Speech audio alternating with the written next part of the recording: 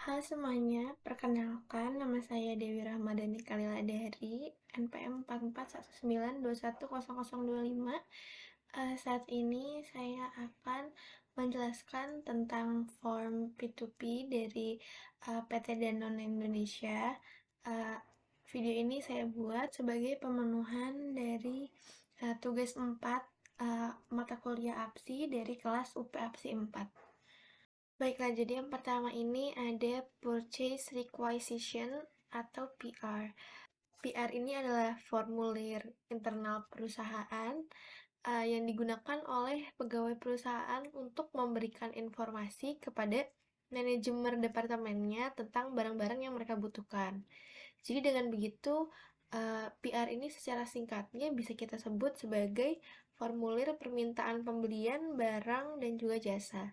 Nah, PR ini biasanya itu merupakan prosedur awal dari SOP purchasing.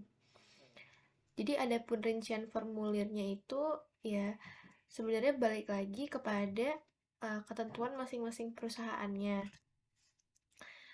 Uh, setelah setelah si purchase requisition ini dibuat, permintaan pembeliannya itu akan menunggu persetujuan dari manajer yang bersangkutan dan juga manajer keuangan. Bisa jadi permintaannya itu bisa ditolak apabila ternyata permintaan ini dinilai bahwa pengadaan barang atau jasanya itu tidak diperlukan karena ada keterbatasan budget. Lalu PR ini juga berguna untuk menghindari terjadinya pemesanan ganda. Selain itu, PR diperlukan untuk menjadi dasar pembuatan purchase order atau PO dengan memiliki SOP purchasing yang baik, maka dapat terwujud juga nih tata kelola perusahaan yang akuntabel. Jadi contohnya itu sini uh, kita ada nomornya, nomor PR-nya, lalu nama perusahaannya. Lalu setelah itu ada tanggal yang tertera di sini. Setelah itu di sini ada deskripsi dari item yang ingin dibeli. Nah, ini itu sebagai kode dari itemnya sendiri. Jadi kita di sini ada 3 item yang contohnya akan kita beli. Lalu di sini kita akan memasukkan quantity dan request quantity-nya berapa, lalu price per unitnya berapa dan totalnya berapa. Lalu di sini telah tertera uh, subtotalnya dan juga teksnya, lalu total semua harga yang asli setelah dimasukkan dengan pajak. Setelah itu kita akan langsung masuk ke PO atau purchase order. PO atau purchase order ini sendiri merupakan komponen yang penting banget nih bagi kegiatan pembelian bisnis. Jadi sederhananya ini, PO ini tuh membantu bisnis kita untuk memastikan bahwa setiap pembelanjaan yang dilakukan sesuai dengan anggaran bisnis. Jika diartikan, purchase itu kan adalah pembelian ya, dan order itu adalah pesanan.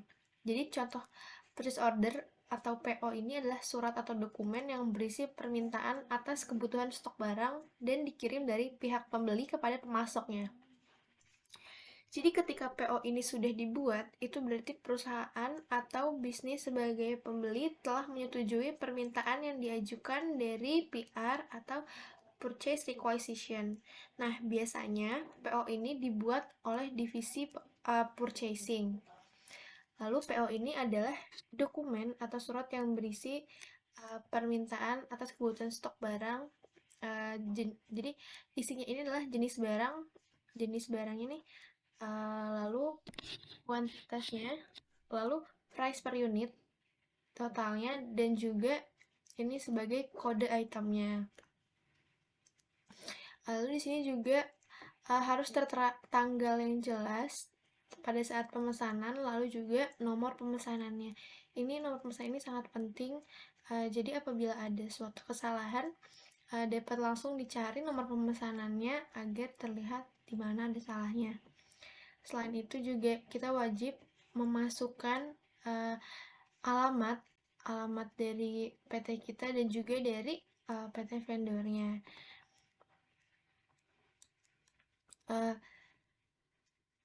ketika sebuah perusahaan ini memutuskan untuk menskalakan bisnis, PO ini dapat membantu melacak apa saja sih yang telah dipesan dan juga dipesannya itu dari siapa. Jadi salah satu contoh PO itu ya untuk melacak suatu pesanan yang masuk. Jadi setelah sistem pemesanan pembelian yang terorganisir dengan baik itu dapat membantu menyederhanakan proses inventaris dan juga pengiriman. Baiklah, kita langsung saja ke bagian selanjutnya, yaitu receiving.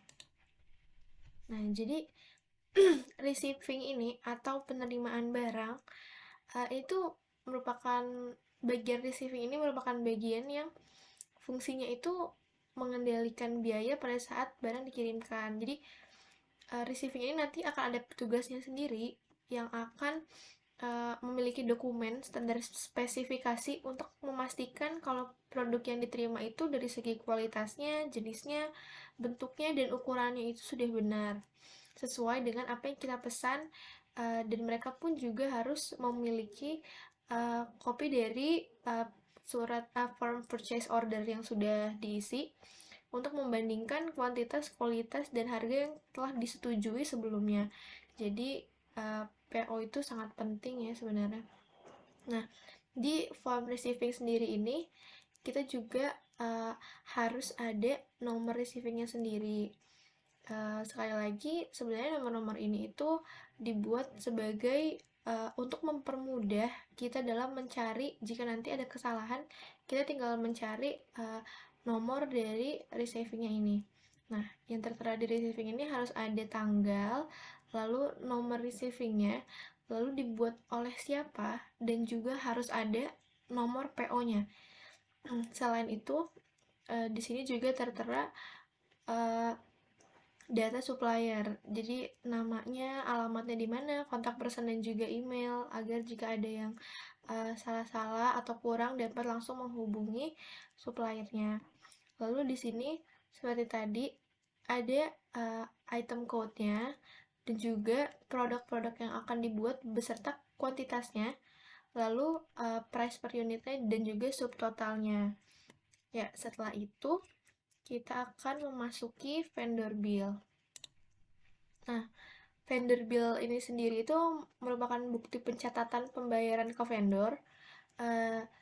Nah, untuk membuat vendor bill ini sendiri itu dapat memasukkan invoice-nya itu ya sebagai vendor reference. Nah, ini tuh gunanya untuk memastikan jumlah barang dan nilai yang ditagih benar, dan juga keseluruhan tagihan beserta pajaknya itu benar.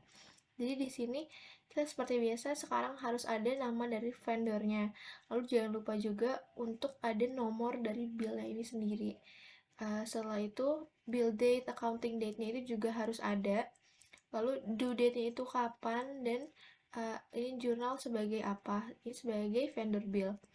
Lalu di sini telah ada deskripsinya ya, deskripsi apa yang kita beli, lalu nomor itemnya juga. Lalu setelah itu di sini ada nomor account-nya. Lalu di sini seperti tadi ya, quantity dan unit per price-nya. Jangan lupa juga kita harus memasukkan pajak. Jadi di vendor bill ini kita harus sedetail mungkin karena ini akan diteruskan ke pembayaran nanti. Nah, setelah ini adalah payment. Payment ini mungkin disebutnya juga sebagai form pembayaran ya. Jadi nanti harga yang harus dibayar sudah terbayar atau belum nanti akan terlihat pada vendor bill ini. Jadi nanti jumlah pembayaran yang harus dibayar akan tertera pada form payment ini. Jadi customer-nya siapa, lalu di mana alamatnya, payment difference-nya berapa, dan juga setiap tahap ini kan pasti selalu ada nomor ya, nomor seperti ini. Nah, jadi nomor tagihan seperti ini itu harus selalu ada dalam setiap tahap. Nah, ini juga semuanya sudah ditulis, invoice date-nya tanggal berapa, due date-nya tanggal berapa. Nah, setelah ini adalah bukti pembayaran yang telah dilakukan. Nah, jadi sampai di sini saja penjelasan saya mengenai form P2P dari PT Danone Indonesia. Kurang lebihnya mohon maaf. Wassalamualaikum warahmatullahi wabarakatuh. Terima kasih semuanya.